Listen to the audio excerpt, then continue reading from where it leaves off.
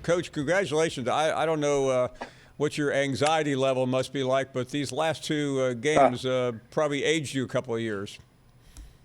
man, they did. I think you can see it, a little bit, Paul. But coming back with the with the 2 minute drive against Mississippi State, and then you know being able to get it into overtime at Death Valley and able to win the game. Just been two really good wins for University of Arkansas and our football program.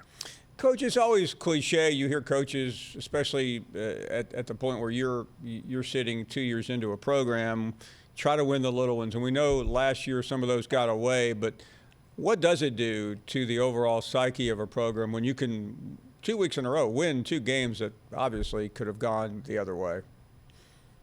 Yeah, I think it says something for recruiting. I think it obviously helps there where, you can say you beat, you're starting to beat some of the the upper level teams of the SEC. Think that obviously helps. And then your team itself, it certainly is a confidence booster for the team. And we've talked about trying to make a run here at the end of the year like we had at the beginning.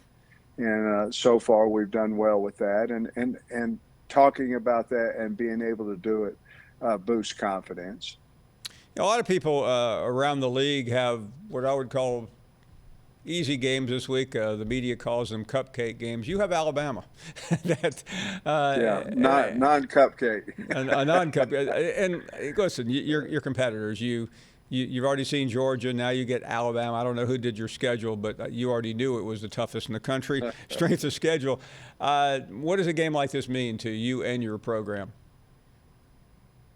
Well, it's exciting. I mean, to go to Alabama, it's one of the storied stadiums in the country and programs. And of course, Coach Saban, and I mean, he's done more than probably any coach in the history of football for the game and for the University of Alabama. So it's exciting to go down there and see, get another test of where are we, what we need to work on, and see if we can't, somehow come out with a win.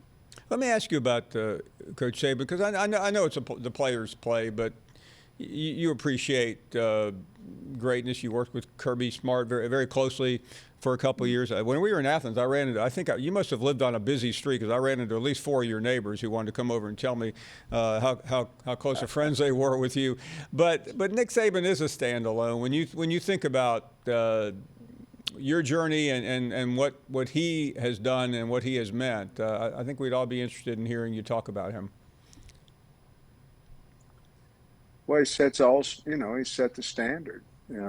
He's done it, everywhere he's been. He's done it at the highest level. If you look to see a man of what he's done, look at all the coaches that worked under him, and look at where they are today and the great success that they had.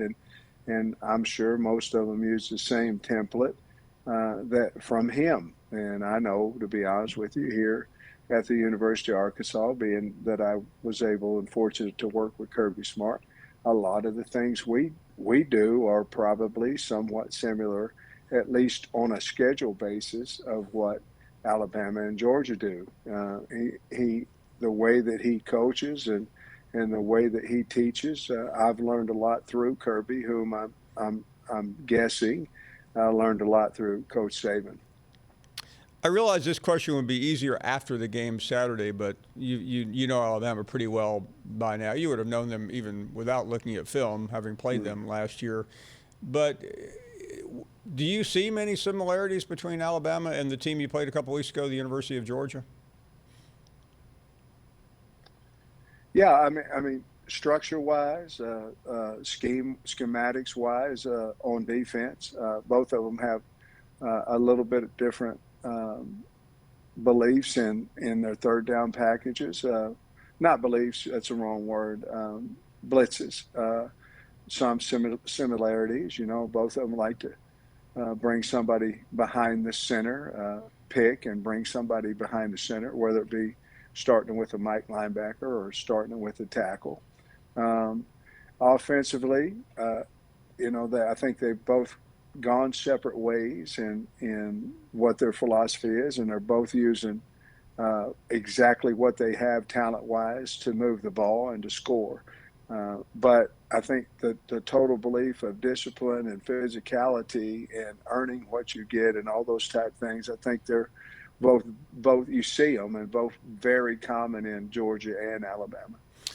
Coach, before you go, I want to come back to where we began. We know how difficult the game will be against Alabama. That goes without saying. But I'm curious, when you go through what your program has been through already this season, there have been some tough games. But the last 2 weeks, when every down matters, what do you learn, not only about your team, which you're always examining, but about yourself and your staff? Yeah, just don't panic. I think I learned a lot, to be honest with you, Paul, from the Auburn game.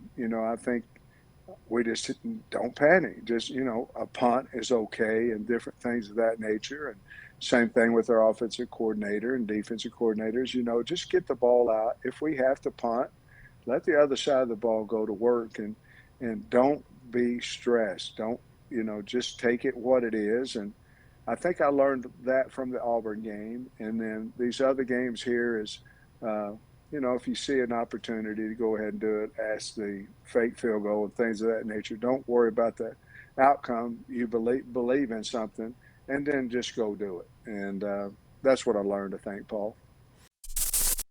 Thanks for watching ESPN on YouTube. For live streaming sports and premium content, subscribe to ESPN+.